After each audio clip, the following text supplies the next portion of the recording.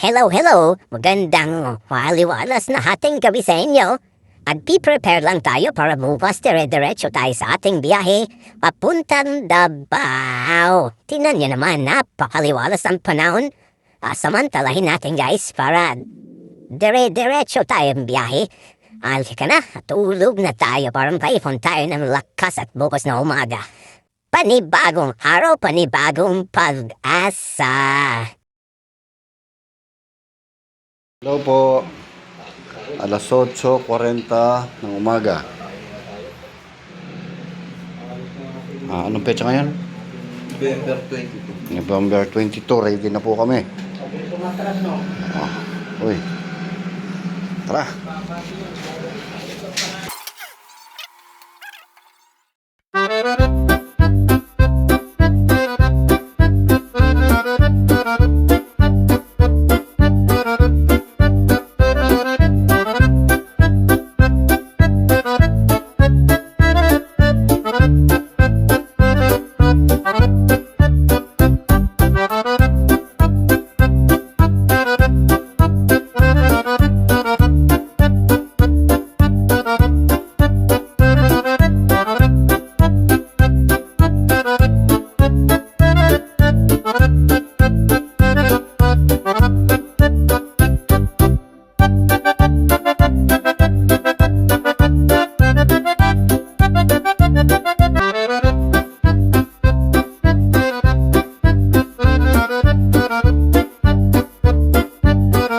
Six highway na tayo, pero dadaan muna tayo ng gas station para dire-diretso ang biyahe natin.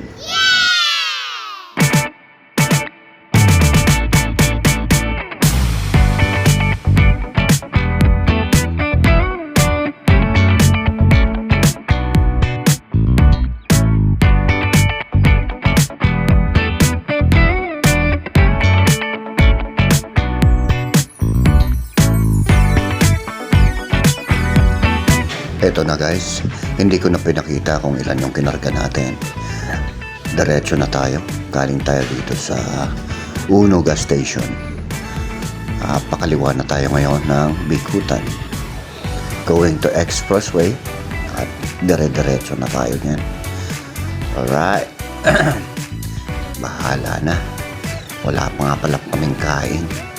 Siguro kakain kami gawin na lang, doon na lang sa Batangas para isahang kain na lang. Mahirap na yung mahirap dahil nagtitipid tayo.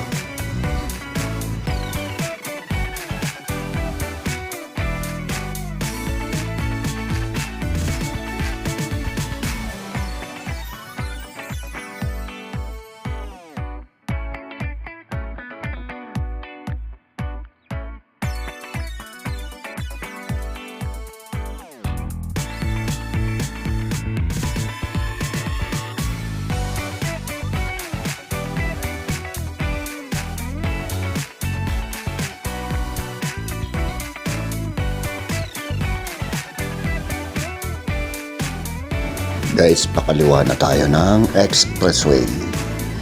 Hindi ko alam kung anong oras tayo makakarating doon, pero wala namang traffic, kaya okay naman.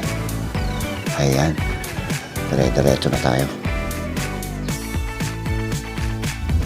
Traffic po dito sa Kabuyaw, after ng Kabuyaw Express. Ewan ko kung ano meron dito. Ito ang tinatawag na South Super Traffic.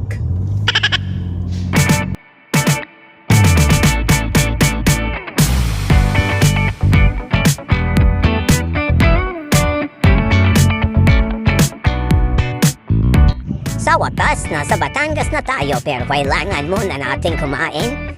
Nandito kami na yun sa KFC Batangas City. Lunch muna tayo bago tayo pumunta ng pier at baka wala tayo mapapahinan doon.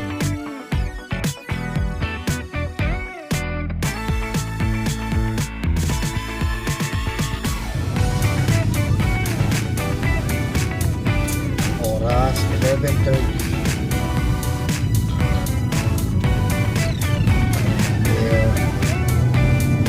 5 minutes.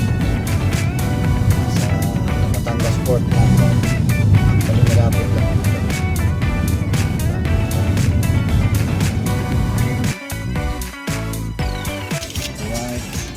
Guys, nagbayad na tayo ng pamasahe. Ang binayaran natin is 4,300 kasama ko.